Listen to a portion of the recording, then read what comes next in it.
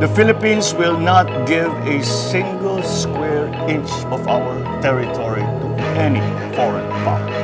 My message has always been firm, simple, and clear. The Philippines will continue to be an engaged and responsible neighbor and partner.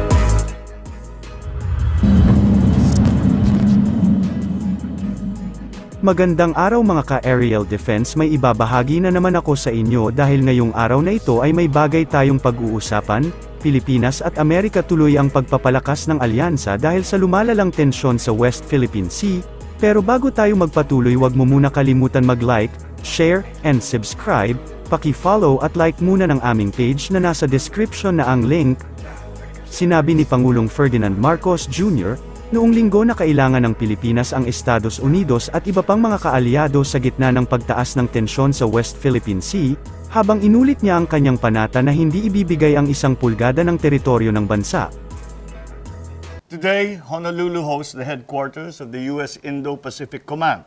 The long-standing partnership between the armed forces of the Philippines and the Indo-PACOM have resulted in enhanced coordination, interoperability, and individual and joint defense capabilities. This is to ensure that we both uphold our commitment to our treaty alliance, especially in the face of growing and evolving regional and global challenges to our security. It's no coincidence that I spent this morning, before coming here, with Admiral John Aquilino. We had a very productive and useful exchange on regional developments and the critical role of the Philippine-U.S. alliance to promote peace and to safeguard the international law-based order, to ensure resilient, sustainable, and inclusive growth for our economies and our communities. It is the third visit that I have made to the United States since becoming president, and in this visit I have had the privilege to speak about my vision for the Philippines and the world through the platforms provided by the ASA Society in New York, the CSIS in Washington, and now here in the APCSS here in the Aloha State. My message has always been firm, simple, and clear. The Philippines will continue to be an engaged and responsible neighbor and partner, always finding ways to collaborate with the end goal of mutually beneficial outcomes, namely peace, stability, and prosperity in the Indo-Pacific region. It is through working together, guided by the rules-based international order, that we can ensure an environment that will allow our countries and our peoples to prosper. That has been the raison d'etre for my foreign policy of peace. There are many challenges, however, in the roads towards that peaceful and prosperous future that we envision. Signs of another nuclear and space arms race are hovering over us. We are caught between the dual challenge of opportunity presented by advanced and emerging technologies, chief of which, of course, is AI. Smaller countries like the Philippines are grappling with the need to enhance our security capabilities alongside allies and partners and amidst larger regional players. So allow me this afternoon to speak more specifically about the two challenges that I believe are the most crucial to our common aspirations now. Number one is securing the peace in the West Philippine Sea. The Indo-Pacific region, particularly the West Philippine Sea, is in the middle of a global geopolitical transformation and has become an arena of normative contestation. Tensions in the West Philippine Sea are growing, with persistent unlawful threats and challenges against Philippine sovereign rights and jurisdiction over our exclusive economic zone and the continental shelf. Actions that violate obligations under international law, particularly the 1982 UN Convention on the Law of the Sea, or UNCLOS, and the 2002 Declaration on the Conduct of Parties in the South China Sea. Our regular routine and resupply missions at Ayungin Shoal are subjective to coercive tactics and dangerous maneuvers of Coast Guard and maritime militia vessels in the West Philippine Sea, putting the lives of our people at risk and challenging the rule of law in that has defined our baselines, our economic zone, and the maritime territory of the Philippines. There is rampant, illegal, unreported, and unregulated fishing and militarization of reclaimed features in the South China Sea.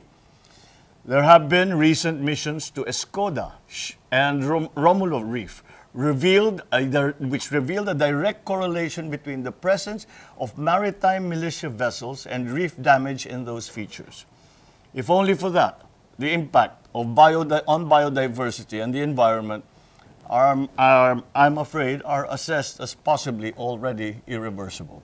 This imperils livelihoods, this imperils the future generations of Filipinos. So I have said it before, and I will say it again. The Philippines will not give a single square inch of our territory to any foreign power. The law is clear, as defined by the UNCLOS, and the final and binding 2016 award on the South China Sea arbitration.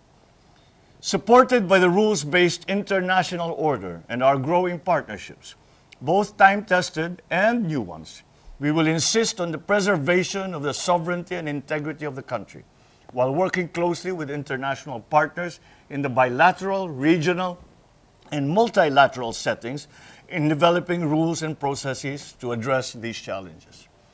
We appreciate certainly the concrete manifestations of the U.S. and the growing number of our other partners in support for the Philippine position. The strong, factual messaging in support of our lawful exercise of our rights under international law, and which will call out recent incidents in our EEZ. It demonstrates the strength of our alliance and partnership and challenges attempts to perpetuate false narratives. That has become a very important front in all of these events that are happening in and around the Philippines. But unfortunately, rhetoric is not enough. We need to upgrade our defense and civilian law enforcement capabilities, not only to defend ourselves, but also to enable us to become a reliable partner in promoting and guaranteeing regional security. That will require greater substantial infusions into funding streams needed for our armed forces and Coast Guard modernization plans, including lines of effort to enhance cyber cooperation.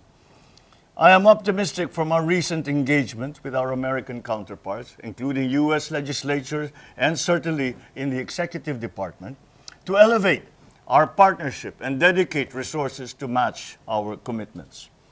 Over the past week, our teams have been working on a bilateral planning and tracking mechanism that is expected to accelerate concrete and substantial capability development investments and activities in order to meet our shared defense and security objectives over the next 5 years. Our defense secretaries also just met in Jakarta on the sidelines of the ASEAN Defense Ministers Meeting Plus to discuss efforts to further strengthen our alliance. Sa pagsasalita sa Daniel Inouye Asia Pacific for Security Studies, dito binanggit ng Pangulo ang kritikal na papel ng alyansa ng Estados Unidos at Pilipinas. Ipinunto ni Marcos na ang mga tensyon sa West Philippine Sea ay lumalaki na may patuloy na paglabag sa batas ng mga banta, at hamon laban sa mga karapatan at jurisdiksyon ng soberanya ng Pilipinas sa ating eksklusibong economic zone at sa continental shelf, ang mga aksyon ng China na lumalabag sa mga obligasyon sa ilalim ng internasyonal na batas, partikular sa 1982 UN Convention on the Law of the Sea o UNCLOS at ang 2002 Declaration on the Conduct of Parties in the South China Sea.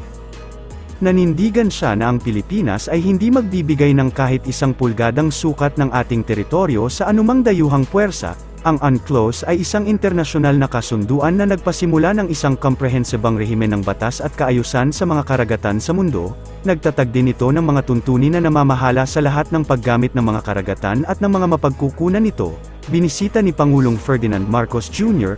ang US Indo-Pacific Command Headquarters. Dito ang unang Pangulo ng Pilipinas na tumuntong sa base militar ng US.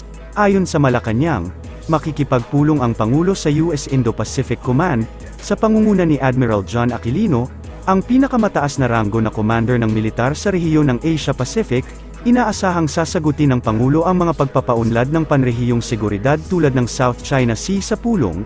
Ang pagbisita sa Hawaii ay ang huling paghinto ni Marcos sa kanyang isang linggong paglalakbay sa Estados Unidos, kasunod ng kanyang pagdalo sa 30th APEC Economic Leaders Meeting at mga kaugnay na aktibidad sa San Francisco.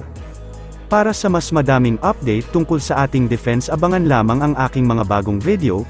Para naman sa mga gusto magpa-shoutout, mag-comment lamang po at share, paki-follow at like muna ng aming page na nasa description na ang link. Huwag mo na rin kalimutan mag-like, share, and subscribe. Pindutin mo na rin ang bell para updated kayo sa aking mga video. Maraming salamat po.